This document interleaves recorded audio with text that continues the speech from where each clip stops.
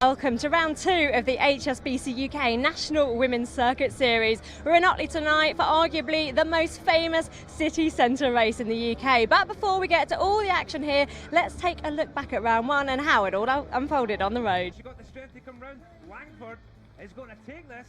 What a ride! What a ride by Sophie Langford. She did not let them get Victory there for Sophie Langford, but now let's take a closer look at the race venue for tonight's action. Welcome for the 2019 World Road Race Championships.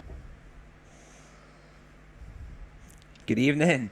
Welcome to the studio. I'm joined tonight by Hannah Walker. Hannah, thanks for coming along tonight. Now let's get straight to it. Otley Town Circuit Race tonight. As we heard at the top of the show, this course is superb, and I think it's, if you win this, you're onto a winner, obviously, but it's such prestige. Exactly. Prestige, and it's the one that everyone wants to win. Yeah, and if you look at the results actually of who's won it in the past, a lot of big names. Class, big names. I've heard potentially Lizzie Dagenham might have won this potentially once. We do know that we have got some former winners lining up tonight. Yeah. Last year's winner Rona Callender's here. Yeah, in superb form. Exactly. More importantly, I'm looking down the start sheet here and we've got 78 ladies taken to the start tonight. How great is that for the growth of women's cycling in the UK? This is brilliant. I remember when I first did this race in 2011, actually I was racing with the 3-4 category men. I think on the start line there was only me, Lizzie Dagenham, so back then it was Armitstead, and I think another rider, Katie Fernhoff, and now you look at this, we've got, own women's race, we've got 78 starters. I think it's absolutely, just the way it's grown, it's absolutely tremendous. And I think the most important part of this is the momentum it's been growing so much over the last few years with having this series now being standalone rather than it just being pretty, we would probably class this as a swingers course in the cycling world. The corners aren't too bad in here. It's a bigger circuit than we're usually used to though, isn't it? Yeah, definitely. It's much bigger for a criterium, but actually there's only one corner you really have to brake for, which is the last corner. So it's quite a flowing one and a very fast one. Yep, absolutely. 2.2k in duration, and as we said, that last corner, now the last corner is going to be the most important part of this race. It's a massively quick downhill, and a really fast. So fast from that downhill section, and if you don't make it, second at least into that final corner, you're not going to be able to correct yourself, I don't think. No chance. It's pretty much a race to that top corner because it's like literally falling out of an aeroplane towards that finishing line. I think the last lap is basically a big sprint, trying to fight for position and then jostling. Brilliant. And we've actually now got some interviews go straight across with Becca Charlton, who's got Bex Sturrell. Bex, what do you make of the fact that you've now got a dedicated circuit series for the women's field as well? Yeah, it's great. It's another step forward for the sport, for women's sport in particular. So it just adds another dimension to the racing as well, because some people like to focus on the roads, some people like to focus on crits. So yeah, it mixes it up a bit, and yeah, it just gives us another platform to race on. Everyone always wants to come to Otley and win here on this prestigious here. So from a rider's back coming into tonight in your phase of training and racing. It's hard to say. I've done a bit of a training block lately to try and get some of the road fitness back. So yeah, see how the legs are. I'm pretty confident, but you never know until you get started. Sometimes you go really well, sometimes you go really badly. But yeah, I think it's just a case of riding at the front, trying to race an attacking race, and just seeing what comes of it, really. Thank you. Good luck. Some really interesting comments there from Bex. Most importantly, this race has always been really high, very prestigious. The crowds are always immense, and we see that tonight. Usually 4, maybe 10. The crowd go bananas for that stuff now, don't they? Yeah, absolutely love it. And I think this race has always got crowds, but I think in recent years, and especially since Tour de Yorkshire's, the prestige that holds as well, the crowds here have just doubled in size, and it's almost like a bit of a festival vibe actually. All the shops are still open, there's like bakeries open, the fish and chip shop, the famous fish and chip shop, everyone's on the finish line having that, and with the weather like this, they have races also for the youth, and Ian Bibby, it must inspire them that they've just raced on the same course as those riders. And then they can go and watch, the elite men, and then just before you've got the elite women's race, which is talent. And I think what a way to inspire. And this course and this race tonight is just the one for it. Yeah, absolutely. We can now actually go across to not last year's winner. I'm talking about rubbish. We're going to go across to Jess Roberts, who's now with Becca. Jess, what do you make of the circuit here at Otley? Thank you. Thank you. So Team Breeze came with a very, very strong team tonight. Literally just came back from European Championships with gold medals. Her and Josie Knight, who's also racing tonight. Yeah. So, can we see past them tonight? I don't think so, because, as you know, as a former track rider and criterium rider and professional, that track and criteriums go hand in hand. And you know, you've got that leg speed, it's short bursts of efforts, and when you have that leg speed from the track and you carry it over, I mean, it's just on Sunday Jess Roberts won a gold medal with Eleanor Barker's sister Meg Barker, and you know, that just takes mighty strength, endurance and speed, and you've got to be able to recover quickly, and this is exactly what this course needs. So their manager is Emma Trott, former professional, and you know, with her family background, you know, she knows her way around a bike race, and I think you see the results that the team breed the best riders. And again, this leads on to the momentum we spoke about a moment ago about women that they're taking the lead now in the sport in the UK, and it's great to see a former professional lady looking after the younger generation that's coming through. And again, that again leads on to the pathway you were kind of talking about. But also the pathway's very, very visible nowadays for these kids. Yeah, and I think also, you know, you can see all the riders warming up on the rollers. You can go up to them and get your autographs, and it's just so accessible. But yeah, completely agree with you. I think we'll now take a little look at these series standings and see what we've got to play for tonight. So we can see definitely Sophie Langford won the last round in spectacular fashion, taking on two riders from the same team. One, Jo Tinley, who I think was a little bit disappointed with that. She'll be out with some vengeance tonight. So as we can see, the first 10 there, we have got Sophie Langford, followed by teammates, which are Lizzie Bennett and Jo Tinley, Ella Barnwell, Charlotte Berry, Jennifer Powell, Charlotte Broughton, Emily Ashwood, and Amy King and Emma Cockcroft leading out that 10 at the top. A big shake-up tonight, though, I think. Yeah, it will be a big shake-up. Sophie Langford is on the start list tonight, as is Jo Tinley and Lizzie Bennett. Jo Tinley, I think she will be up there. Very good technical skills. You know, she's done it all. It's like cross mountain biking, track. So she's been, you know, she's very experienced. She's been racing. I think she's now 32. I think been racing since she was about 11. So you know, like the experience and the skills are there. And I think, you know, something like the last bend suits her down to the ground, and she's been in top form. We've seen that. And you know, the parts where maybe get a little drink out your water bottle or get a gel down your throat. And for a lot of these younger riders who are coming through, maybe not as experienced as Jo, she can obviously rely on that. But obviously, you've got the raw out and out speed of the likes of Jess Roberts and Rona Callender, who won here last year. So it's sort of go into that last corner and kind of be a bit scared, because it is a fast one. You've probably gone up to like speeds of 80 kilometres, 85 kilometres an hour. So the experience definitely wins over for the less experienced, no matter of physical ability, I think. Yeah, well, Becca actually... I knew because of the small field that it was going to be a tricky one. Like I said before, it's going to throw up a different result. I wanted to go hard. I wanted it to be, because of the weather and the circuit, I just got more of a... We've got big teams here now, so we've got Breeze and Tifosi. So it'll be interesting, but we've got our plan, so hopefully we'll keep to that. And this is the first time we've got... She's just an incredible bike rider. Then again, you've got Breeze, and you can't, like last year Rona won, you can't discount any of Breeze at all. So there's going to be a few, not fireworks, but I think... She was talking about just the Bristol Grand Prix, and obviously it's a really, really, you know, tough subject for her to talk about right now, but got the right idea. Let Nate come out all guns blazing, don't you? Yeah, definitely. And I think you've just got to go back, analyse what went wrong, why you didn't win. Obviously, like we saw on the replay, you know, there was two riders from the same team against Sophie Langford, and Sophie came out on top. So you just got to go back, analyse what happened, what you could have done better, and take it into this round and maximise on that and learn from it. She does seem disappointed still, and it still like seems a sore subject. But actually, sometimes, you know, when you really want something and you know you could have won, and you put all the training in and all the effort, you are disappointed. But I think you have to use it as fuel. You can't go into this event now because the calibre of the riders now who are lining up compared to the first round. No disrespect to the first round at all, because it was a fantastic race at the sharp end. But the issue is the sharp end is going to be a lot busier tonight, that's for sure. And I mean, Jo, right away she was talking about how strong Breeze are. It's very obvious that they're going to be the race favourites tonight, but obviously she didn't race at the National Road Race Championships just a few days ago in Norwich.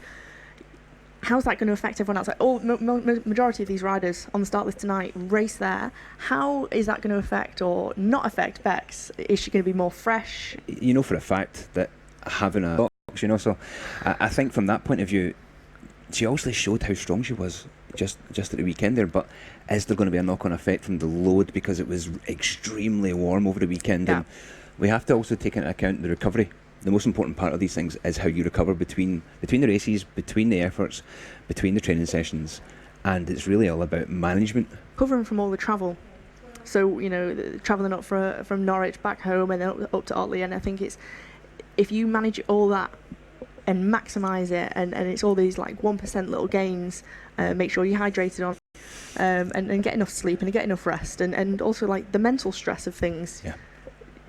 Keep calm, keep relaxed. Don't get overstressed about things, Yeah. because that takes a lot of your energy, and then you don't perform as well in the race. A very good point about the travel. It's something that you don't really necessarily think about. Maybe the viewers at home you don't usually think about that. No. You just think you just go to the bike race and come back. But if you're spending hours upon hours on, the M6 or the M1, it slowly becomes quite old. Yeah. And especially when it's the most important part of all that. Yeah, definitely. And I think, some riders, if you're organised enough, like some riders just take food with them so that they know what they're eating. It's all stuff that they would eat normally at home, and the stomach's used to it, and they know what works for them. But yeah, I think just like getting that travel and training balance right. Maybe some of these riders will have the luxury of going for a pre-race ride this morning. Others might have been sat on the M5 and M6 for 7 hours, and still could be some sitting on M6 and M5 just now. You never know with the traffic, do you? But yeah, I think it's all just about management and being organised, and I think just keeping those stress levels low. Know with the traffic, do you? But yeah, I think it's the position of the pit yeah, tonight. the pits is always at the end of the finish in straight, so it's always in that little corner. If teams communicate well and they work well together, and you've already said to your teammate, I've got a puncher, I've got a back puncher, or I've got a front puncher, or I've got a mechanical. When your teammate goes past the pits, if they're switched on enough, they'll shout to their mechanic, so-and-so's got a puncher, rear puncher, so the mechanic's ready and got what he needs or she needs, and can you have a quick bike change or wheel change, making it as slick as possible. And I think it's just about the communication between riders within the team. Yeah, and that's a big point there about, do you change a wheel, do you change a bike? Obviously the bike's the quickest solution, but the unfortunate part, not every team and every rider in this race is going to have the luxury of having that at their disposal. So it's, again, go back to the stress of what these events are like. You're already pumped up, you've had 3 double espressos, you've been thinking about this all day on the drive down, and for a lot of people this is a massive target. I know for a fact Anna Henderson has been thinking about this, because it's the first time this year she's going to get a chance to pull on that national champion skin suit, and that right away is a little bit of pressure, but also it's a chance for her to show herself and win as a national champion. Yeah, definitely. I mean, of course, she's done like a few of the criteriums in May time, but this is the first one that she's done of this national circuit series. But yeah, of course, I think when you're wearing those stripes, you always want to at least get one victory in the stripes. I think it's just to show. I mean, you were criterium champion a long time ago. I think there was only 10 people racing bikes back then, so it was a long time ago. But yeah, it's again, it's. How did it feel for you? It's a huge amount of pride. You feel like you're a couple of 6 inches taller, and your chest's a bit more puffed out, and you get recognised. And the thing is the great thing about it is the accolades you get is that you're always going to be the first person called up, so you don't have to deal with the grid and stress. You don't have to deal with starting at the back and having to work your way through. You're almost privileged.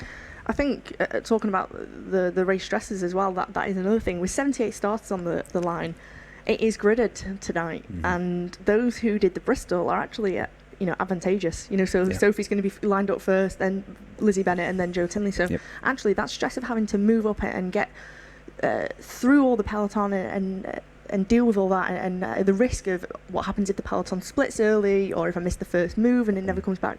They don't have to deal with that, but that is a big thing. But at least tonight it's quite wide. It is a big bunch, but that's the great thing. The caveat to that is the fact that there is quite a lot of room on this course. It's generally 2 lanes wide, really good surface. Yeah. And the corners aren't that technical. As we said at the top of the show, it's more of a swingers course, which means that the corners aren't as as tight and as narrow as a lot of the real city centre. If you looked at Bristol in comparison to this circuit tonight, it's like day and night. Yeah. Bristol was left, right, really tight, lots of changes of surface, whereas tonight it's pretty much really nice tarmac, thanks to the fact that Tour of Yorkshire comes through here quite often and they relay the road. But especially on that last corner, because I remember, we were talking this before the show started, there used to always be one drain on that last corner, and it was right on the racing line. Yeah, and it was right on the apex. He's like, do you go on it and risk that you're going to slide out? Do you take a weird line and go underneath it so you stop people from dive bombing you? Or do you go really wide and it's like, oh, am I going to make it? Am I going to crash into the barriers? It was always that tricky one, because when you had that prime spot going into the last bend, you're not wanting to give it up. But I think now that is the only corner that is we can call technical, and the only corner that you actually have to brake for. Yeah. But other than you that, won't be braking on that last lap around that corner. Last lap, obviously not. Definitely not. Going into that last lap then, on that last corner, where do you envisage you need to be coming down that last hill? Into that last corner. Do you want to be first? Do you want to be 2 or 3 back? What do you think? When you come off the top flat road, you always envisage that you need to be, 5th or 6th or 7th back, because you think, oh, I don't want to be too near the front, because you've more or less got half a lap to go. Yeah. However, because the downhill is so fast and so long, you need to be second wheel, no more than third wheel, and even kind of go in first and then just let someone, nicely let them in, and they think, oh great, I'm at the front, but actually it works perfect for you. So I think going into the last corner in second place, perfect, and you've got the momentum and speed and someone to run at. So yeah, cool. We've actually got Becca, who's that trackside, and she's been soaking up some of this atmosphere that we've been talking about, because we said that Otley has always got an absolutely cracking atmosphere. The home straight, I think tonight will be about 10 deep. Yeah, the people on shoulders that we like being at Glastonbury. It's also all around the course. It's not even just on the finish line where it's busy. It's like on the climb. It's it's always packed as well. Yeah. So we'll take a look now. Yeah, over to Becca. Thank you guys. Well, the atmosphere is really building down here at the start line in Otley as we embark on round 2. The women are just lining up behind me, and the feeling down here, not only is Otley such a prestigious race, we've had support races galore all afternoon and evening so far, but it's so important for the women. They've got a standalone series, and what a series it kicked off with. Biblical weather, but such a stunning victory for Sophie Langford. I'm just having a little look behind me because of course she will roll forward to start at the front of the pack, and I think I should be able to grab her for a little bit of a chat and just see how she's feeling ahead of Otley. I'm just going to dive in here, Sophie. What did it mean firstly to you to take the first inaugural round of the series? It means so much. I was really shocked to get it, especially I was up against quite a lot of teammates, so yeah, I'm really happy. And I picked up a cold after the national TT, so I'm just got to see how it goes. Yeah. Well, everyone always wants to win the bike race here in Otley. What makes it so special? I think it's probably one of the longest crit courses we have, and obviously you got that big hill to get up, and so hopefully I can do that. But Sophie, good luck tonight. Thank you so much. And for now, let's rejoin commentary and get the race action underway. You can just see in her face how beaming she's still after that. It's a few weeks ago, and it's still really raw in there, isn't it? I think after she's finished all a university degree, and she's kind of she was racing a few years ago for WNT, and then she had those few years when she's at uni. She's come back now and she's had being able to train more consistently, and that's shown in her results. And I think she really deserves it. She's a cracking bike rider, and she's very, very strong. I know I raced with her for 1 year on the same team, and she was very, very strong despite all the studying she was doing. And I think having that more time to dedicate herself to riding a bike, it's just proven. I think the other thing, there's a lot of personal development there as well, from going to uni and doing normal things out with it. She comes now into the sport having ticked a lot of boxes in that development point of view, and now we know the fact that she spoke at length last week about at the Bristol Grand Prix about how much time she spent racing on the track over the winter, and you could see that in the Bristol Grand Prix. Her kick out that last corner was pretty formidable. Basically the two girls behind her got nowhere near her, and she actually gapped them. So tonight we spoke at length about how strong Team Breeze will be off the back of their track racing, but Sophie's going to be riding a massive wave of confidence. Definitely. And now, because she's riding it as the leader, it's the same thing as when you've got the national champs jersey on. You have so much confidence and so much free speed because you know how your form is and how you've been going. Yeah, as we can now see the ladies lining up here for this Pinsent Mason ladies event. It's really, really great to see blue skies in Otley, isn't it? Look at that beautiful sunset just coming over the back of the town hall behind us right now. It's a remarkable setting for a bike race, isn't it? Yeah, it's wonderful. And there's so much space in the village as well that just allows that atmosphere and the party festival vibe to grace the village, really. But there's so many top riders come from this area as well, top bike riders, that cycling is just it's just a hotbed, isn't it? Yeah. Basically, it's just the talent just kind of oozes out of Yorkshire, doesn't it? Yeah. Whether it's male or female bike riders, and I think they all egg each other on, and there's a really, really nice community. Yeah, And definitely. it's and they'll cheer everyone on. They're not overly biased for being from Yorkshire. They're not just cheering for Yorkshire riders. You're cheering for everyone on the way around there, and it's a really, really unique atmosphere. And as I said, I rate this as the champagne of city centre races in the UK. Yeah, I completely agree with you.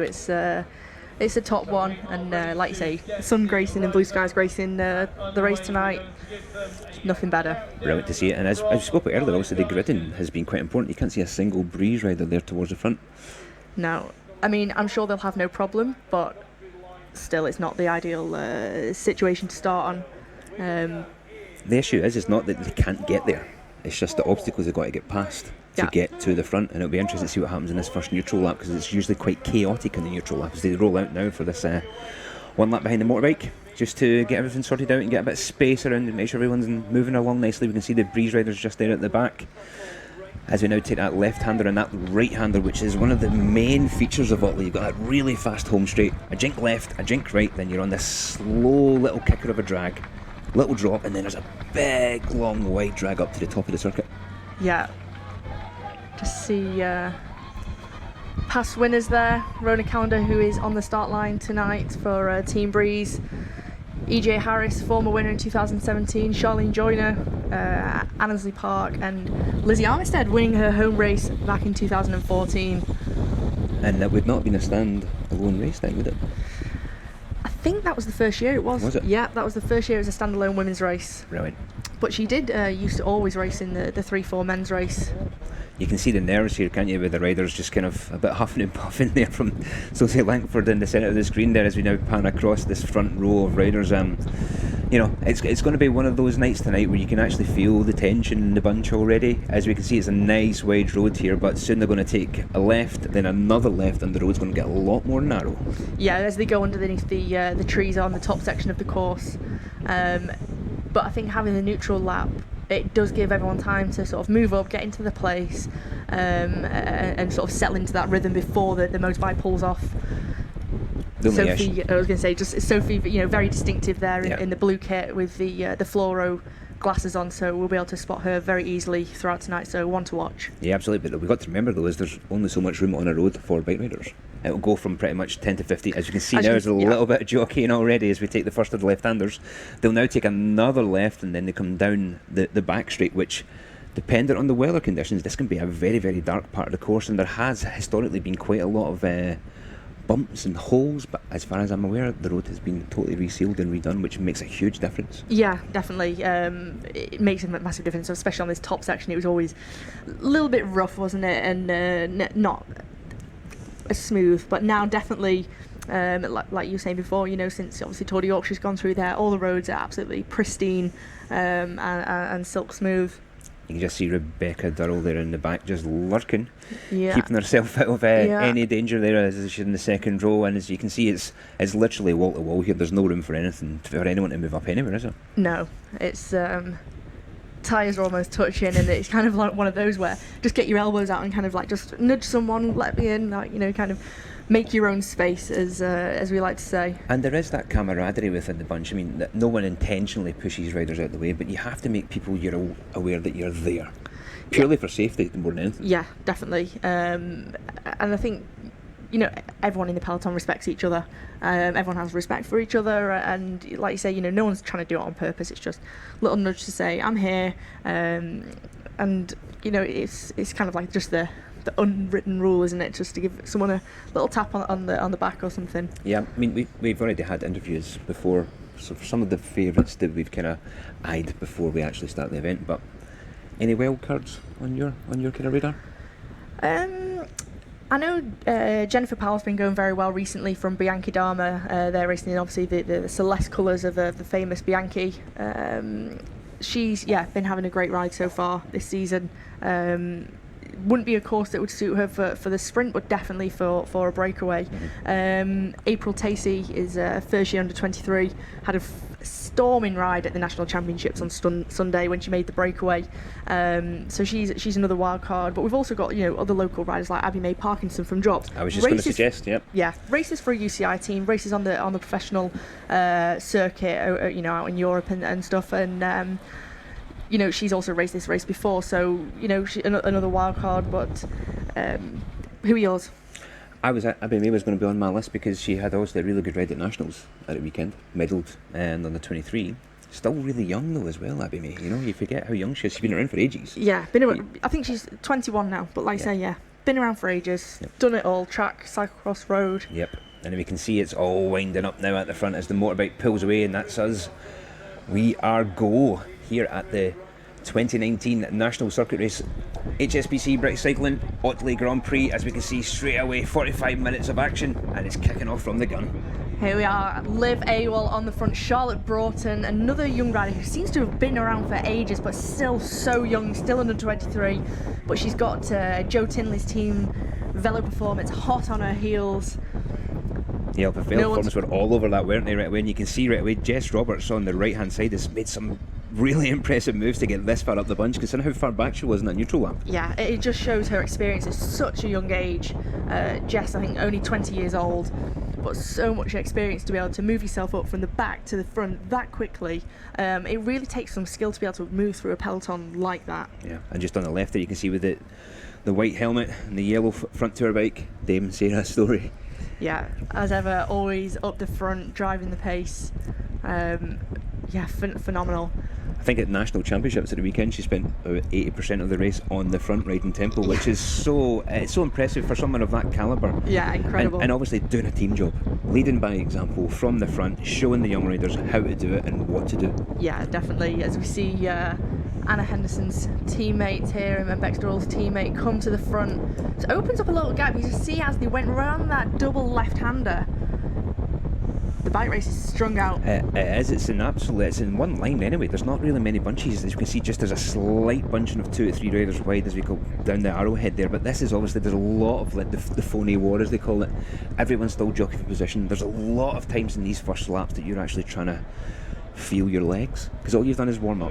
You've not actually made any proper really hard consistent efforts, and you're just really wanting to calm the nerves in this first couple of laps, especially in this next section, this really fast downhill. We'll hopefully get a good shot of it this time when we come down, and you'll be the speed we go down here is ridiculous. Yeah, definitely. I think in this section it is very narrow, and as you can see, it's only 3-4 bikes. People are still jostling to come round, but actually it opens up a little bit quite shortly, and it was the place where if you wanted to get to the front, you quickly make a big effort, no more than a few pedal revs, get to the front, and you sort of job done. You can kind of relax a little bit on that descent then. It's a very attacking course, because you can see in the background there's splits already happening in the group, and it's not flat whatsoever. Both straights have got a decent amount of undulation, but more importantly, those little bits of undulation are really good parts of the circuit to use for attacking and using to counter-attack as well. Yeah, definitely.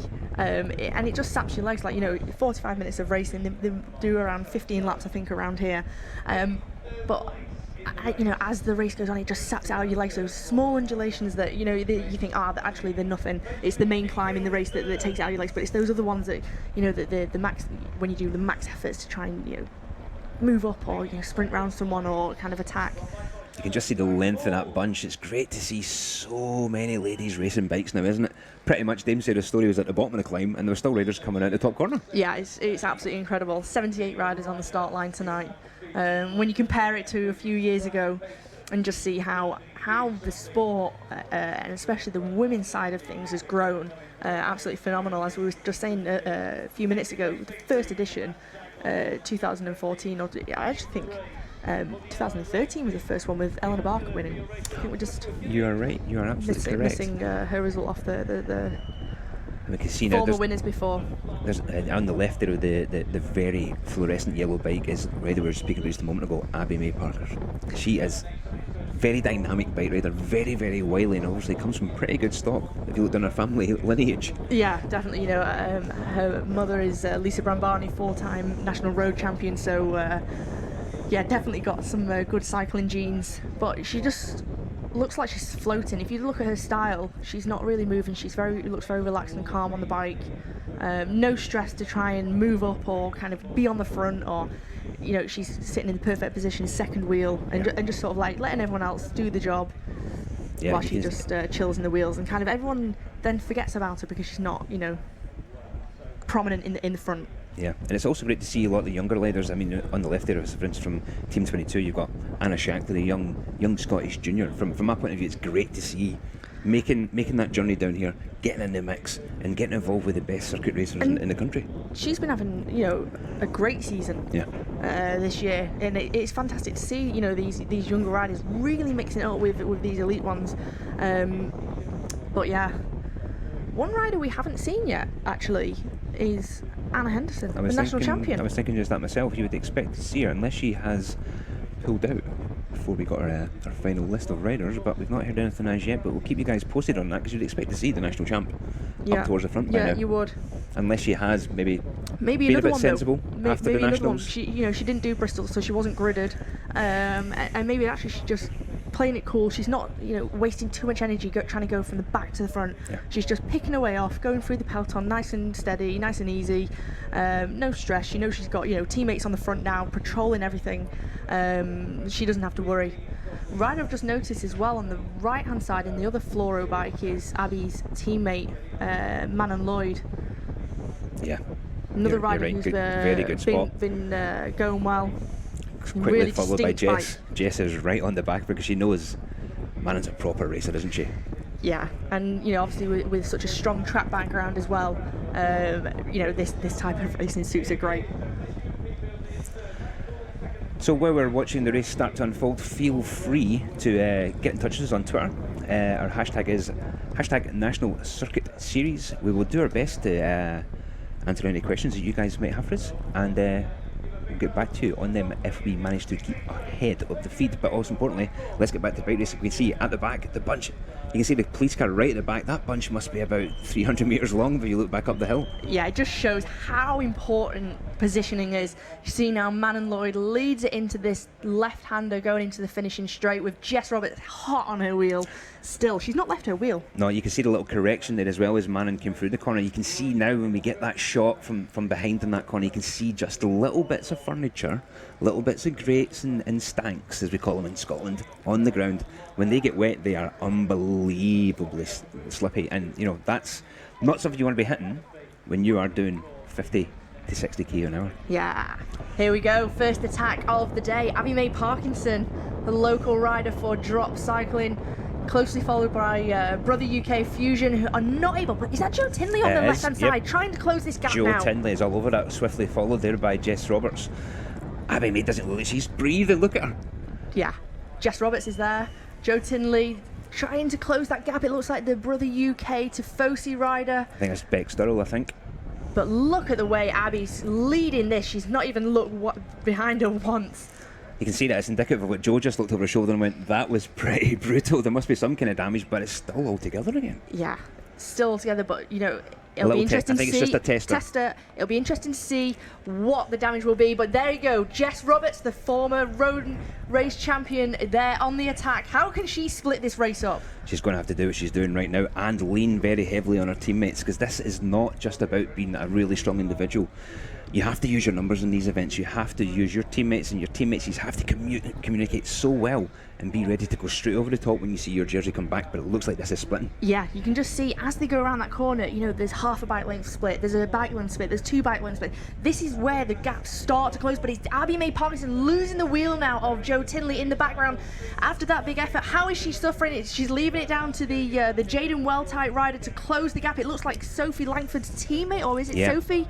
To close close this gap, but two brother UK Tifosi riders in this group, along with Jess Roberts and Joe Tinley. I tell you what, they're showing a lot of will in here, quickly getting organised, quickly getting riding. You can see that gap's just eking itself out now, and if they can keep this gap going, there's another split happening just behind them, just behind Sophie Langford. But in the back there again, there's another rider from Tifosi in form. Yeah, I think in this group now, I think actually it's Leah Dixon and Bex Durrell from the Brother UK Tifosi team. So very, very strong contingency. And then if they've got another one of their teammates coming across, could be a good breakaway, but looks like it's all just been shut down.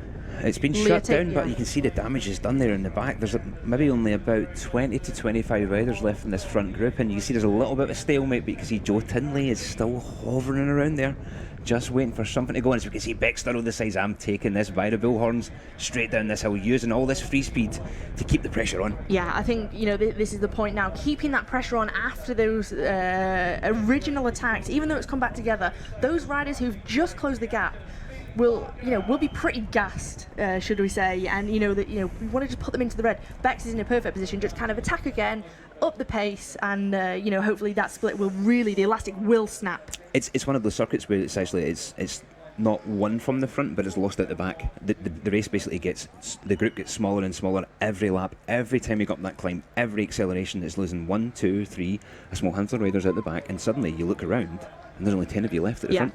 Yeah, definitely. It's a race where, it's just where people are racing it hard from the front, riders are just going out the back, and you can just see a big group of riders out the back there on that finishing straight. But here we are seeing the attacks again. But this is a very unusual. There's a rider here from Brother UK Tifosi sort of attacking at the same time one of her teammates is. It's kind of like you're kind of shutting down and closing the gaps in the breakaway before it's even got anywhere. Yeah, it's a communication thing, but I think again they're just trying to get on the front foot and cover the front bit. What I want to talk about is one of the riders on the left there from Bianchi Dama.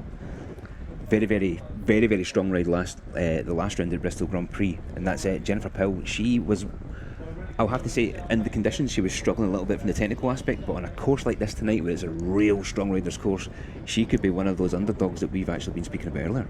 Yeah, definitely. And like I said before, she's not got the best sprint on her, but she's very, very strong. And the form that she's been in, she had a great ride at the Tour of the Reservoir just 10 days ago.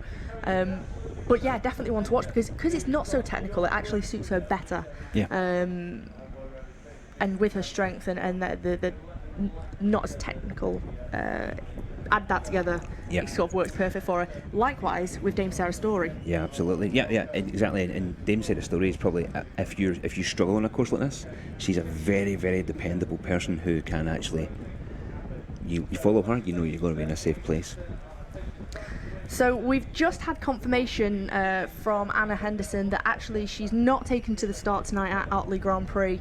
So it's a shame to see her sit this one out, but probably resting up after her double road race and time trial under 23 national titles from the weekend. And you've got to remember, you said under 23, so she's still young, so you have to sometimes, it's not always about the training.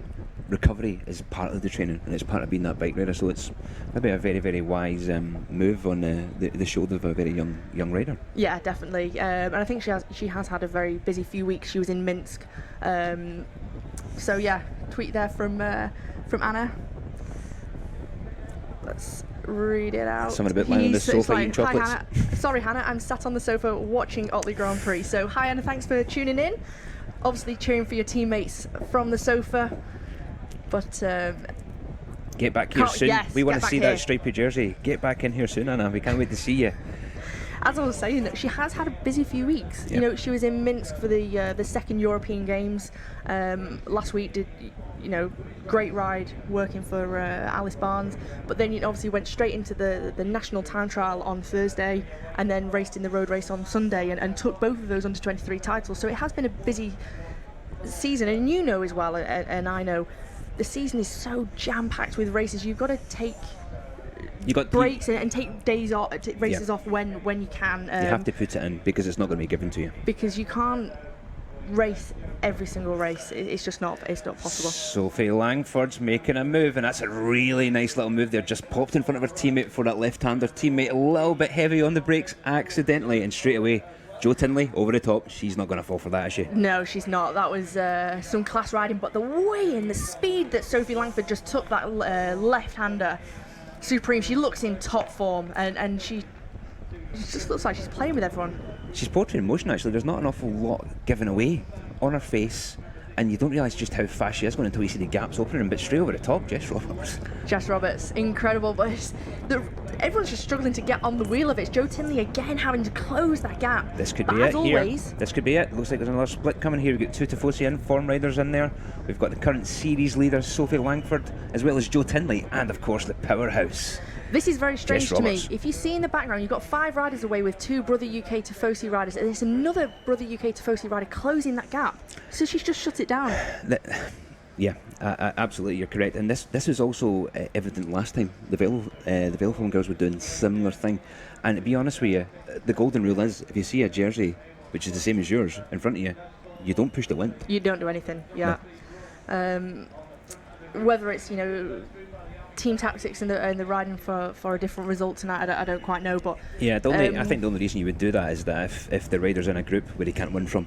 Yeah, you never ride course. in a group that you can't win win if from. you have Jess Roberts in your group, then it is going to be difficult to beat her. However, you could, with you having 2 riders from the same team in the same group, in that front group, you can play the 1-2 tactic. Yeah. And sort of tiring Jess out and shooting 1 and 2 and off the front. Yeah, because so far Jess has been the only rider we've seen from Team Prix close to the front. It'd be interesting to see where Rona Callender is. And obviously, having won this race last year, she knows the way around the circle in the back of her hand. Has she been wily? Is she just sitting back, or has she maybe got track legs coming back from definitely. Minsk? I think you can just see a couple of them coming up the left-hand side. You can just see the red shoulders there. I think that looks like Anna Doherty on the far left. Good. And she's just behind Amy Gormall, I think that is just in front of her. So yeah, Abby May Parkin as well. A couple of other coming up, but she does need those teammates to sort of ASAP get to the front to help her out. You just need the support. It's just even just nice to look over your shoulder and see another of a couple of the same jerseys to help you, and you've got strength in numbers, and then you can make an effort, and you get backed up. That's the most important part. But this looks like a bit of stalemate just now. I think some people are trying to get a bit of air down those lungs, because it's been a pretty full-on first few laps here. Yeah, it has, and especially with this heat, you can just see people taking the opportunity to drink and just catch the breath back. For me, this would be a perfect opportunity to sort of like get a gel down. It's calm. Nothing's happening. Bookie's favourite from Craig Hamilton. Oh, who's your favourite? Oh, my bookie's favourite. Good question there, Craig Hamilton. I'm going to actually go for Bex Durrell tonight. I think Bex has got a huge amount of experience. She's been showing some really good form this year as well, and we spoke to her at the top of the show, and that kind of finish, as we can see a little bit of communication from teammates again, just go as I let the wheel go.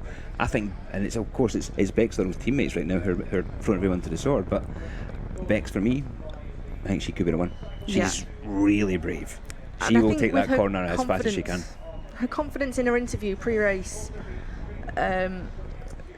she's confident of herself and she's confident in her capabilities, but I'm gonna mix it up. I'm actually gonna go Jess, just from her form on the track and the likeliness of how her crit is. Yeah. She's never been out of the top 5. No, she's omnipresent all the time. You can just look down there through the line. There's one Breeze rider there halfway down the bunch, and I think there's one more at the back. Could potentially be Rona Calder. But here we can see young Amy Gornall. She's not scared of these big teams. She's here to race. Not far from here. Yeah, she's from just over the Pennines over in Lancashire. The geographical divide. Yes. Between Yorkshire and Lancashire. But she's a lone rider. She's not got any teammates here. But another rider who, has been racing for many years. Yeah. Also got a strong family background within cycling, but, both parents are very, very good bike riders and bike racers. And she knows her way around this course as well. Yeah. Yeah, she'll have been raced here plenty of times. She'll know plenty of nostalgia as well, because this is one of the most famous races in the UK. But again, we've got another little bit of a stalemate here. No one's really overly keen, as on the right-hand side we see an attack from Breeze. We just, after the same, we've not seen much of them, they decided to get to the front. Yeah.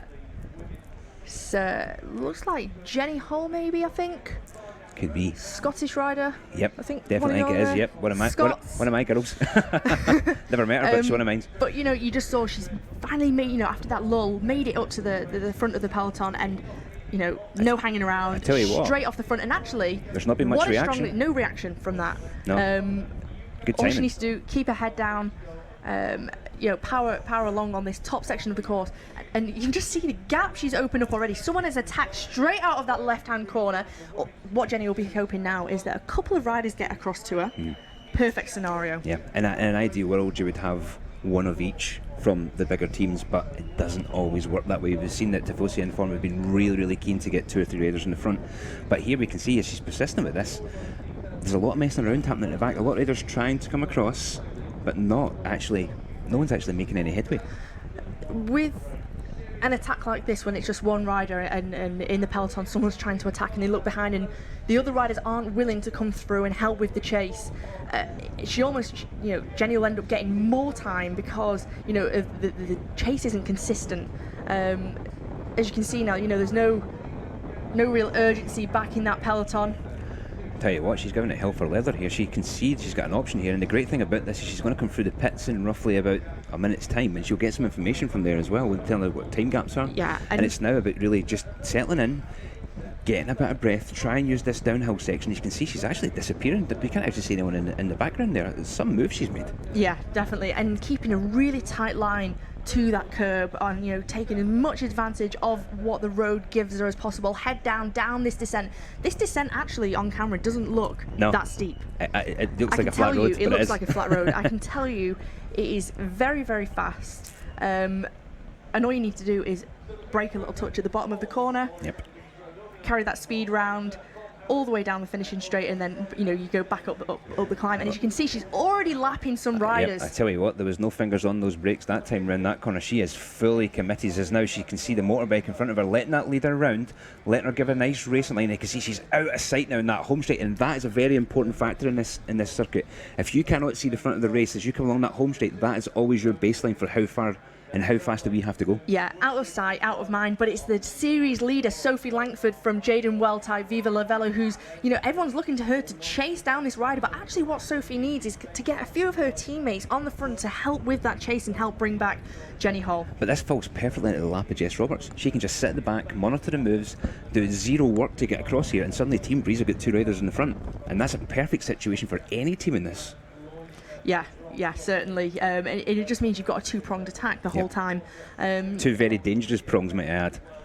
Yeah, definitely. And also when you've got Emma Trott in the pits, as your manager, it's a very dangerous one, and I'm sure she'll have given them obviously fantastic tactics tonight and how to race this race. And you think this is the only dangerous section now because the peloton can see Jenny. Yeah.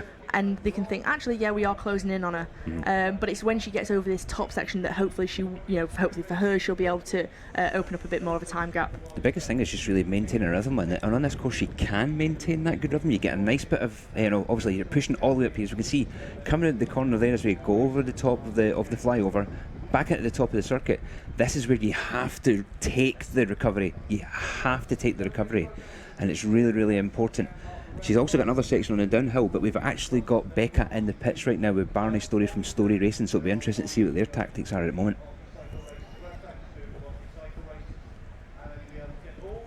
Roughly 15 seconds we think we've got here. I'm joined now by Barney Story over here in the pits. Firstly, for anyone that hasn't seen behind the scenes, what are your duties here? My duties tonight are just literally have a spare bike for Sarah, a spare set of wheels for the other girls as well. So if they come into the pits and need a wheel changing quickly, then I'm here to do it as quick as I can, basically. So the pressure's on. And do we hear any communication coming from here? Is that likely, or is this just too quick out there tonight? Yeah, it's just too fast coming past here. As much as we all shout and wave our arms, the riders can't hear or see anything from here. So if you need to get a message to any of them, you have to get a little bit further up the course. Now, I'm not going to distract too much because I know we're keeping an eye on the course very tightly here, but it looks like there's a big group there and the team are in that. Yes, indeed. Yeah, all 3 riders are at the front group at the moment. So yeah, looking good at the moment. So yeah, we'll see how things pan out. Thank you. We'll let you focus. Let's rejoin the guys in commentary. Always very interesting to get a little bit of an inside scoop there from the pits. As you can see, it's incredibly busy looking in this home straight. I mean, it must be about 5 to 10 people wide, but going back to the race, Jenny Hall is just pulling out gaps here like no one's business. We had last count we had 15 seconds, and I tell you what, it looks like that's grown. Yeah, definitely. You can just see she's getting that reel as low as possible, head down. Little sprint out of the corner as well, just to maximise on as much speed as possible down this descent before she turns left into the finishing straight. She's looking pretty composed though. She's looking quite relaxed, nicely. The great thing about being at the front is you get to pick and choose the line that you want to take. The only issue is you got no one there to help you. No. But I think, these riders, it's just head down. You don't think about not having anyone to help you or anything, but look how much the gap has been closed. That's not 15 seconds anymore. No, Sophie Although Langford, when it looks Sophie like. Langford, she sits up, there's no one willing to do the chase. I mean, actually, yeah, we're down to 13 seconds now. But it seems the only one who's willing to chase is Sophie Langford. It looked like a scene in the glimpse on the right hand side of the road there, one of her teammates with a pink helmet just trying to get to the front just to give her a little hand, because this is where you have to carry momentum. You have to take momentum off the downhill, carry it along the straight, and then these two short little kickers out of the chicane from the home straight, that's where you can make some real gains. Yeah, and I think, in all fairness to Sophie and her teammates, if you are found on the back foot and you're at the back and you're struggling to move up because the peloton's strung out or whatever, it is hard to get up the front. And when you do get up the front, you're already gassed. So how can you help with the chase? So it's just about patience as well, and kind of just picking people off as you can. The thing is, we've seen just there 8 laps to go. It's a long way here for Jenny Hall to hang on out there, because it's a tough circuit. But they're in the form of their lives right now. All the Team Breeze girls. Yeah, Jenny is one of those riders that came back from the track in the European Games in Minsk. So yeah, definitely very, very good form. As we were saying about Jess before, she's got that track form as well. So good cadence, good leg speed.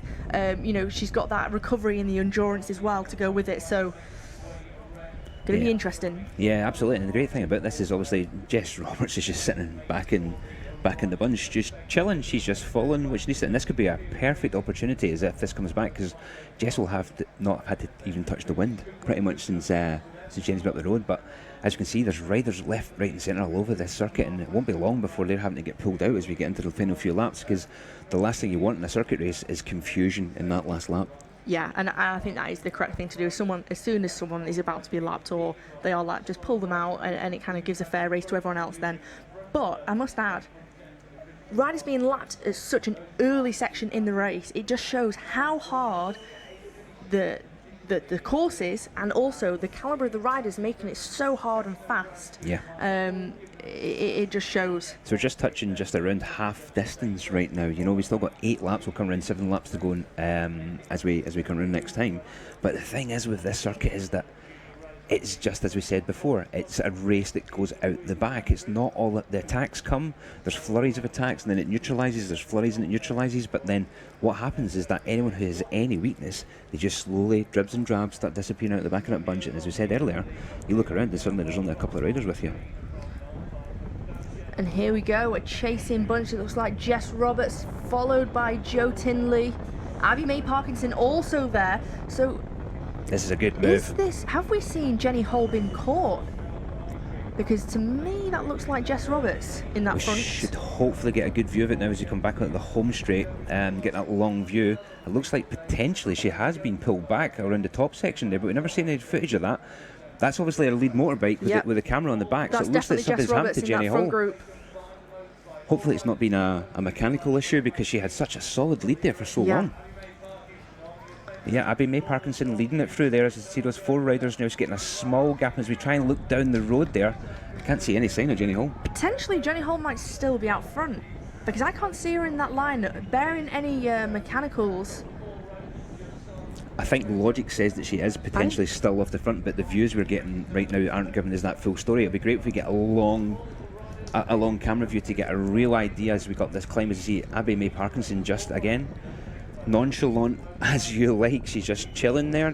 She knows she's in the right place. She's got good legs. She can follow all of the big hitters who are trying to break this race up. She's able to react and more than willing to ride with them, so she's brimming with confidence tonight. Yeah, definitely, and she had a fantastic ride in the Road Race Champs on Sunday. She got 4th place in the elite standings, and she got a bronze medal in the under-23 standings, so great result. But what what Abby needs to watch out for is that she doesn't do too much because she has those good legs. But now another attack. Amy Gornall goes with the rider we were speaking about before, who is a lone rider. She has no teammates. She can see her just on the right hand side. She has been enveloped by that bunch, and obviously it makes total sense because we see Jess Roberts attacking there, trying to pull a little group away.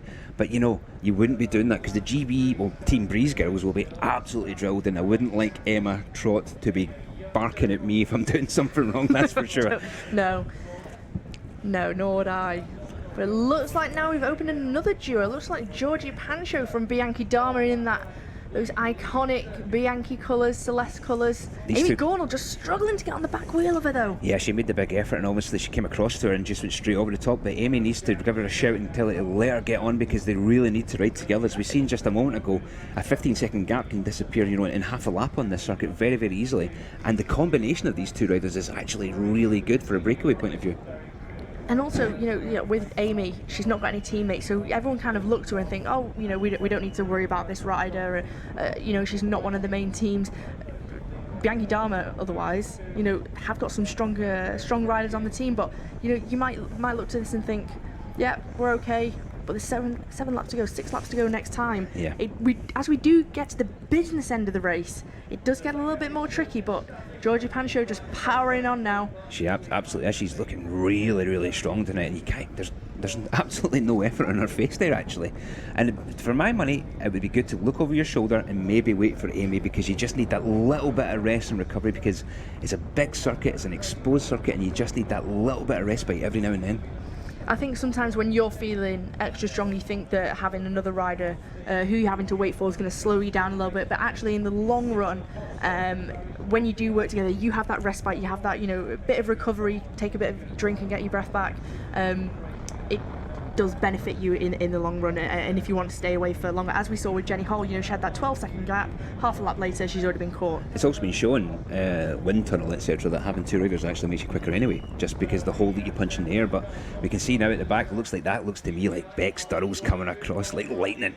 Yeah, very, very iconic and noticeable riding style. But Jo Tinley on the wheel of her again. She's not missed a trick, but Jess Roberts having to close that gap in the red jersey just in the background.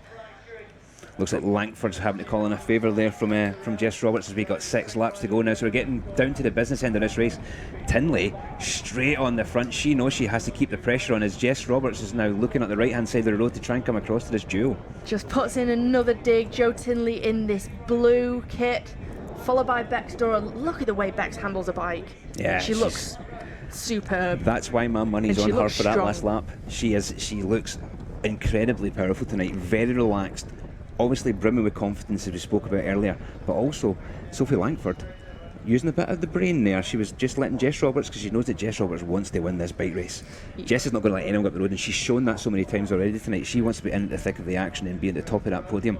She used her wiles there. She just let her roll off the front, follow it, and then on the right hand side here we have Dame Sarah Story straight off, and it looks like Mannion's in the back of her. Yeah, Manon Lloyd, the drops rider, with following the attack of Dame Sarah Story from Story Racing Team, but straight on it, Bex Durrell trying to close this down. She knows this is a very, very dangerous move to have, Britain's most decorated Paralympian on the front. And you could just see there in the line, one of Dame Sarah's Story, one of her teammates just letting the wheel go, forcing Jess Roberts to come round her, and it's created a little gap there. But it's not enough so far. There's just been not enough pressure added yet, and maybe it's just the combination of riders just isn't right yet. No, and I think you're right. Sometimes breakaways are never allowed to go away unless the combination's right, unless everyone's happy with it. You don't want to let one of your riders who's not a very strong sprinter go with someone who is a strong sprinter, and they're definitely going to be able to beat them. It's just about that combination, and so far it's just not been right. No, but Dame Sarah Story is piling on the pressure at the front here. She obviously knows that she needs to be at the front in this course, because technically, she's very much a pursuit rider and a time trial rider, but this course actually suits her pretty well. As we see, we've got another little tweet there from at the Dorothy days. How much does the crowd and atmosphere make a difference when you're racing around here? For me, I know people say different things, but for me, the crowd and the atmosphere make a huge difference. It's not like you can hear every individual person shouting you and giving you, shouts here and there. It's just the wave of noise, and when, you know, this circuit especially is just wall-to-wall crowds and noise, I think it gives you such a big boost, and actually you want to give it your all in every race, but I think in races like this, you get incredibly excited, because if you're standing watching this race, you can hear the race coming before you can see it. You can hear it, the crowds from the bottom corner all the way along that home straight, and if you're standing just out the home straight, you can hear the race coming, just because the crowds are going absolutely bananas. Yeah, and I think there's nothing better than it, actually. I think Brilliant. all these people coming out to cheer you on, I think yeah, it gives you a bit of a buzz, doesn't it? But as you say, it's a festival event. There's events here for all age groups, all ability levels, rounding out with the cream of the crop. Just see in the UK. smile on Dame Sarah's story. I don't know if it's a smile or grimace, but we're going to say it's a smile. She's loving it, but look at the way she's stringing this peloton out. Yep, you can see. I'm not too sure it's a smile, to be honest with you. They're looking at it, but no, 5 laps to go now, and we're starting now to see a lot of bunching up of riders, teammates talking to each other now down that line. You can see the Tifosi informed girls having a little chat with each other about what we're going to do, who we're riding for. Are we going to attack, or are we going to do a full-on lead out for the sprint? Yeah, definitely. And also, you know, you see those team managers in the bottom left corner just then in the pits, just shouting out that, you know, the last minute notes that they want their riders to do. You know, it's like, you know, move up or do this, or, you know, be away. It's kind of, you see them all gathered in the bottom left here. So Rick Lister from Velo Performance, you know, telling his riders, Joe Tinley, Lizzie Bennett, et al., that, you know, this is what I want you to do. It's even simple information like telling you there's only 3 of you left. If you start with 6, there's only 3 in there, so you know you're only looking for 3 riders. And it's down to you as a rider to take that moment, look around and try and get organised, because 5 laps to go, roughly give or take 3 or 4 minutes per lap. This is going to be over and done with in the next 15 minutes, so they need to get organised quick. Yeah, definitely. Look at this, another Story Racing rider off the front, and this time Chanel Mason is the one to attack, and Peloton again. Looking at each other. No urgency. Yep, they're looking at each other, but there's I think Tifosi and Inform are just trying to keep it rolling just now, because I see one of the riders just gliding to the front. But it'll be interesting when we get this long shot as we come back over this top section of the course, and we look at the sun setting in the background. It's a beautiful part of the world to race your bike around here, isn't it? But most importantly, tonight, nice temperatures, and it's nice and dry, so there's no worries about crashing in that last corner, worrying about the metal grids on the ground. It's all about full on 100% racing. Yeah, definitely.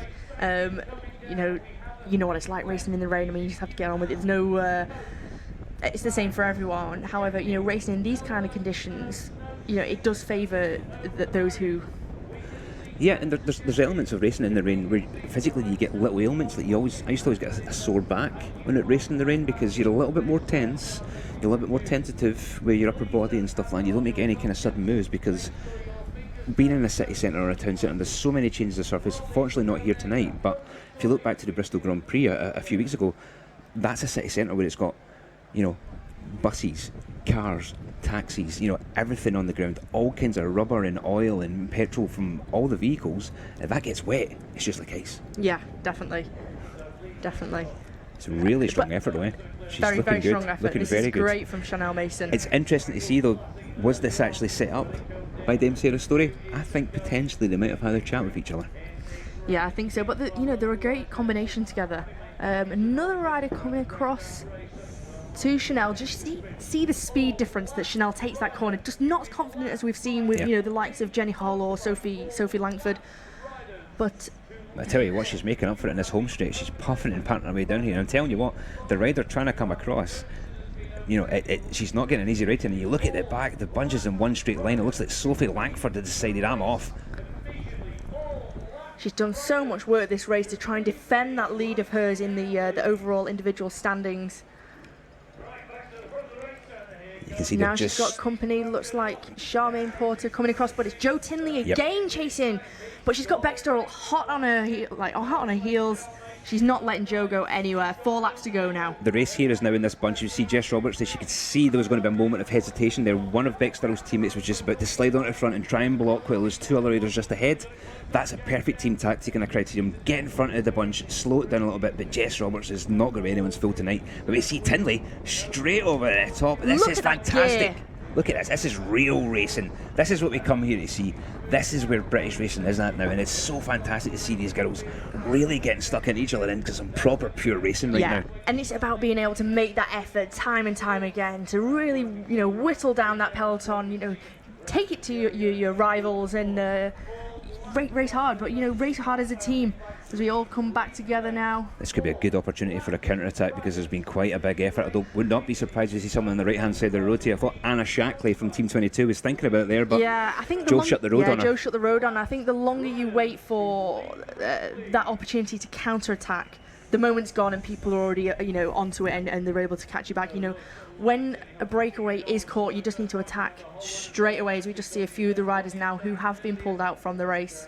Yeah, this is pretty standard at this level of racing. You have to make sure that those last couple of laps, the road's clear of traffic and there's nothing potential going to get in the way.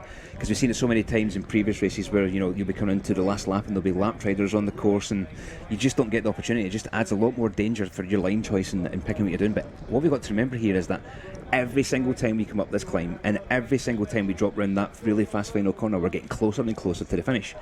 There's now only roughly about 4 laps left. These riders need to get organised. The ones who want to win from a small group, they need to be hitting it now. But the other teams who want to keep it together for a bunch sprint, they need to be getting organised, they need to be getting around about each other, and they need to be really, really showing that willing and getting organised to perform that lead out in the last lap. Yeah, and Story Racing are doing a great job of this. You can see both Chanel and looks like Monica Dew, who's just got into her drops there on the front for Story Racing, getting themselves organised. On the left-hand side, another Velo Performance rider in that blue kit coming up to help Joe Tinley. Just looks around, sees a teammate. Perfect timing when everyone's, kind of relaxed. Slots straight in front of Joe. Perfect teammate there. I think that tells you what's going to be happening, doesn't it? It's either going to be a long-range attack, maybe a lap to go, maybe 2 laps to go to try and split it, and then see what you can do from a small group. Yeah, and I think also the way that Joe Tinley, especially from Velo Performance, can sprint and her technical abilities to be able to get around that last bend with her bike handling skills, second to none. It tells me that actually now she's kind of done that attack. It's not worked out. Got a teammate now in front of her to lead her out for the sprint. Yeah, I think it's Lizzie Bennett actually, who was also the rider who was in the breakaway of the last round, along with Joe, and she knows the deal. She knows that she has to help Joe. Joe's the one who's got the ability here tonight, and it's great to see team tactics being involved in here. Many times you'll see sometimes a lot of teams who've all got the same jersey, but it's a bunch of individuals. But there's some real proper team tactics being on display tonight. Yeah, you just see Chanel and Monica there just having a little word with each other. Monica telling Chanel what she wants her to do. Monica's there, you can just see she's leaving a little bit of a gap to Chanel's wheel. Yep. This is one thing that people don't really get to see very often in bike racing, the communication and the amount of talking that happens in these races. If you were to get a chance to see inside a race, you would be absolutely astounded at how much communication and how much talking there is actually going on all the time in these events, because you have to communicate with your teammates. We're not telepathic, you have to get organised. Only 3 laps to go now, so we're into the last 10-15 minutes of this race. Yeah, it's going to come down to the wire, I think, because we've seen multiple times attacks try to go as Monica Dew just puts down the hammer, trying to split this race. First time we've seen her really do something in this race. She looks quite fresh, but looks behind. It's not really worked out. But it's always good to test the legs going into that final. I think Story Racing will be racing for Monica Dew here. She has got a good sprint, comes from a track background as well. But it's always good just to test the legs a little bit, just do a bit of an effort to try and get the heart rate up and kind of just get into that racing. Yeah, absolutely. You could have been riding down here at the back and not really have made a huge effort at all. But as you got a nice big attack here on the right hand side, and straight away to Fuzzy Informer on the back of that. They're not letting anything up the road today, and then followed swiftly by Dame Sarah Story, and it looks like potentially that's Joe Tinley on the back of the 3 trying to come across. Very strong attack by this rider now. Annie Simpson from Brother UK to Fosti trying to close this gap down after all the work they've done this race so far. You can't let it go now in the last 3 laps. And you're at that really, really difficult point now in the race where it's tactics, people are thinking about the finish. The people who need to attack are running out of time. They need to get organised and they need to be going. As we can just see some more riders just now getting lapped in this last couple of laps. It's really important that they stay out of the racing line and stay to one side of the road to let this bunch come through. Which is what they all do, which is great to see. No one getting involved in the race. But there's a lot of freewheeling. A lot of freewheeling. The attack's just sort of almost been nullified, but actually, there's still a few bike lengths. Dame Sarah Story closing that gap once again for her teammate Monica Dew. Yeah, I think Dame Sarah Story's got perfect control of this bike race right now, and she's in the prime position to deliver her sprinter. When she's riding, she's a machine, isn't she? She doesn't move. Yeah. Her whole body's just completely still, but all the power and the energy is going straight through her legs, straight into the pedals, moving her forward. She's just solid on bike, but she doesn't ever look like she's trying. I know it's makes you Demoralising, incredibly isn't it? jealous of her, doesn't it? But you can just, she oozes class. Simple as that. She absolutely oozes class. And you know, they say form comes and goes, but you never lose your class. And Dame Sarah Story will definitely never lose any of that class. You can see now behind Dame Sarah Story from Story Racing, there's a little bit of jiggery pokery happening in the back. A lot of riders looking at each other, looking for their teammates, and we can see lurking on the left hand side there from Bianchi Dama, Jenny Powell. Yeah. I'd Jenny Powell, love for her to get something tonight. I would Me too. love it. I'm just kind of waiting for when is she going to take her moment? When is she going to take her opportunity to sort of fire off the front? Because I really do believe that she's strong enough to win tonight. But if she wants to do it, she's going to have to attack, and she's going to have to be off the front, even if she attacks in that final lap. And I think if she has the gap going into this descent, she could hold them off, but it's as long as she's got enough time going into it. Well, I tell you what, she's putting herself in the best position possible. She's in the right end of the bunch. She's just in that little bubble of the top 10 where she can see the moves happening, she can see the flow of the race, she can look across the bunch and see what's happening either side. But on the right hand side, Sophie Langford is popping in here to try and dive bomb up the inside of Jo Tinley, and look at that. fortunately Jo Tinley knows exactly what's coming, and she's straight out the pedals onto the back wheel of Sophie Langford. And you know what? That is a way to move up, hey? It is indeed. Sometimes it's frowned upon, don't get me wrong, but you know, in the last 2 or 3 laps, it's perfectly fair game. The most important part of a bike race in the last couple of laps is that it's a little bit going forward, it's not about going backwards. Yeah, and I think the way she just used that speed down the right hand side, powering it on now, she just wants to split it. This is very unusual for me, actually. As you see, another attack now on the left hand side. It's the second time we've seen this rider take it on, and as you see, in one lap. It's great to see, and you know, obviously we're at that point now.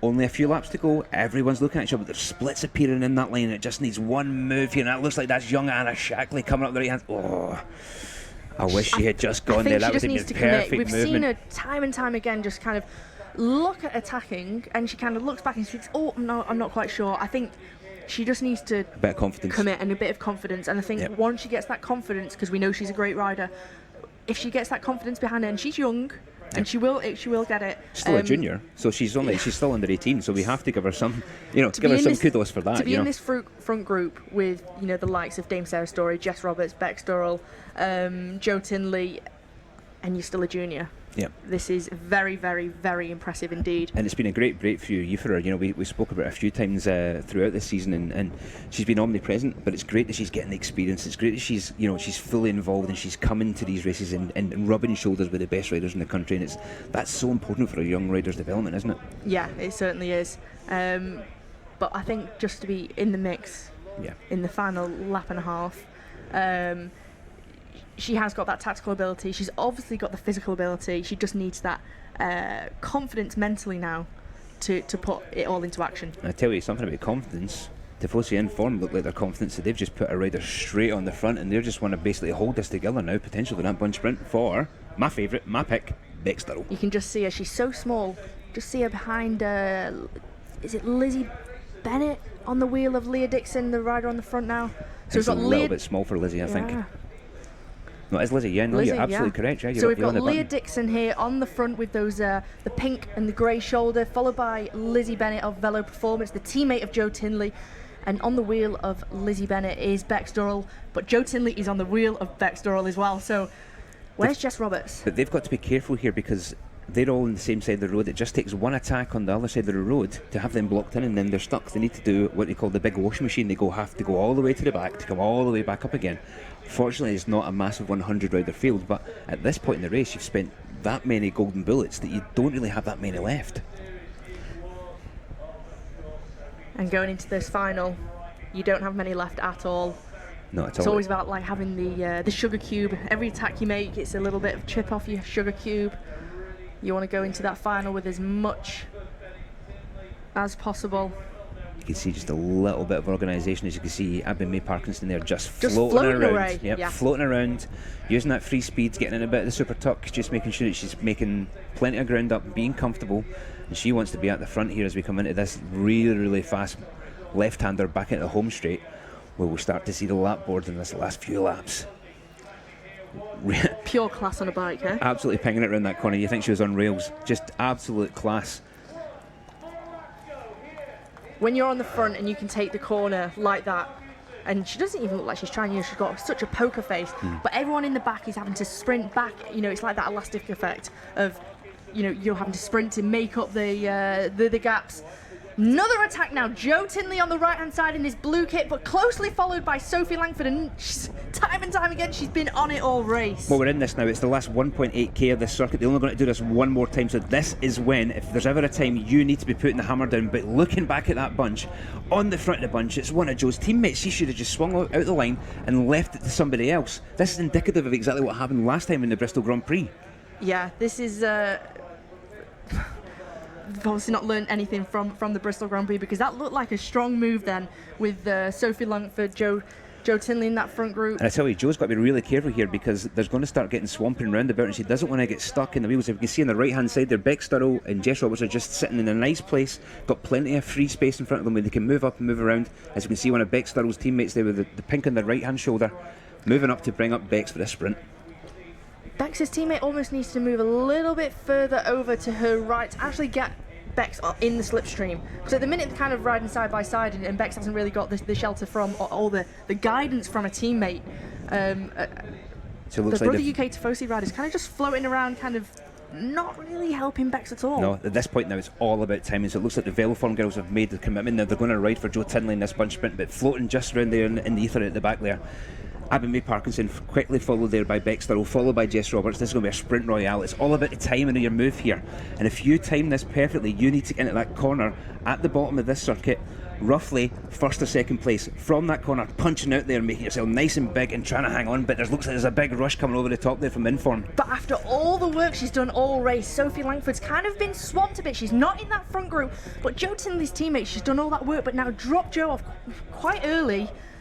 Jo will have to get onto the Brother UK Tifosi train. She's got lucky there, that's for sure. Yeah, that she's definitely got lucky, because she So nearly just got stranded then. This is it, and we can see on the left hand side there, it looks like Man Young moving up as well here, trying to help her teammate there, Abby May Parkinson. As we see Jenny Powell in the middle, not willing to give up that racing line. It's going to be Man into the first corner here down this big hill, and it's really important at positioning here from this point on. We see Jo Tinley and Jess Roberts a little bit too far back just now.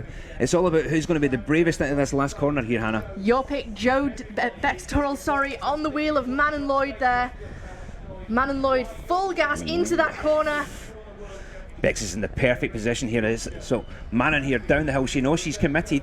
There's gaps appearing left, right and centre. Jess Roberts there is sitting in fourth place, so we can see Lizzie Bennett trying to move up there for Veloform, and we can see on the right hand side there, Jo Tinley is out in the wind. She's not going to be getting up there in this bunch sprint. Bex Dorrell's coming round. She's got Jess Roberts by the side of her. Here we go into the final bend. Oh, sprint royale. We can see here Jess Roberts fully lit. She's going down the middle of the road here. Bex Durrell just on a wheel. Can she get round her? It doesn't look like it. It looks like it's going to be 2 years in a row for Team Breeze. Jess Roberts takes it. What a ride. She came from so far back there. So impressive, just showing that track speed, Hannah. That was awesome. That was absolutely fantastic. She came so far back. She didn't have any teammates in that last bit. Nice congratulations there from Jess Roberts, who took the win, to Bex Durrell, second place. Brilliant, and you can just see how much it means to her there. It's great. She's obviously in a wave of confidence right now. She's one of the best riders domestically in the UK. So we see this again. Round the top corner, Manu was just so committed right now. Bex Durrell here, I feel really bad for Bex. She's done really well. Look how far back Jess Roberts is. You can't even see her. She's like 4 or 5 riders here in the red jersey with a white helmet on the right hand side of the road. Makes a massive effort down the corner. Up the inside of Bex Durrell. I think she might have caught Bex by surprise there potentially. Looked like she had a little wiggle, but then the fastest person to that finishing line was definitely Jess Roberts, and she had plenty of time to post up at the finish. And it looks like to me Lizzie Bennett coming in on third. Yep, maybe Abby May Parkinson in fourth there, but it's always an incredibly exciting finish here, and it'll be interesting to see what the story is with Veloform, because once again they had it just in front of them, but unfortunately it just didn't roll for them again tonight. Yeah, I think when they knew it was going to come down to a bunch sprint, around 2 laps to go, and you think, right, okay, we've got our strongest sprinter here, Jo Tinley. It should have been all in for her. You kind of had, Especially when she made that. of team tactics there. Yeah, she definitely made that attacking effort last time up that climb just off the home straight, and for me that was potentially going to be the make or break moment, because there was a good selection of riders there. The question is, if they got up round the corner and they all looked at each other, would they have kept riding? But it's bike racing, isn't it? You know, that's just how it is sometimes. And as we can see as we look down at the famous Otley home straight with Chevin Seigels in the background, it's just so impressive to see such a big crowd, and we've still got the men's race to come not long from now, and that is going to be absolutely crazy because the sun's going down, it's a nice warm night, everyone's getting in that carnival atmosphere, plenty of stalls with food and the pubs open and fish and chips. It's just such a great atmosphere, isn't it? It's almost like a bit of a nocturne, isn't it? You know, like nighttime races, it's going into dusk. As we see the last finishes, we see this finish again. Bextor just didn't close the door early enough. She kind of went wide round that corner and left it open for Jess Roberts to sneak underneath her. Look how far she celebrates from the line. Kudos to her. She could almost ease up, and kudos to her. Yeah, I mean, she was fully committed into that. She was fully committed, and I think we can actually go across to Becca. What does the win mean here in Otley? Yeah, it's really nice, and I've just come back from Euro Games. Yeah, it was just nice to get a win on the road. And we were sort of having a chat earlier, weren't we? And you say that form isn't always very known when you're in a heavy block of racing, so you must be delighted. Yeah, no, I'm really happy. Yeah, I felt better than I thought I would. So yeah, I just kind of had fun out there tonight, but it was nice to get the win.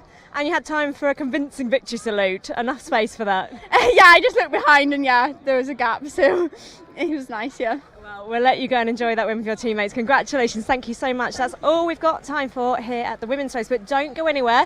We'll be back in just a few moments with all the action from the men's racing here in Otley. We'll see you then.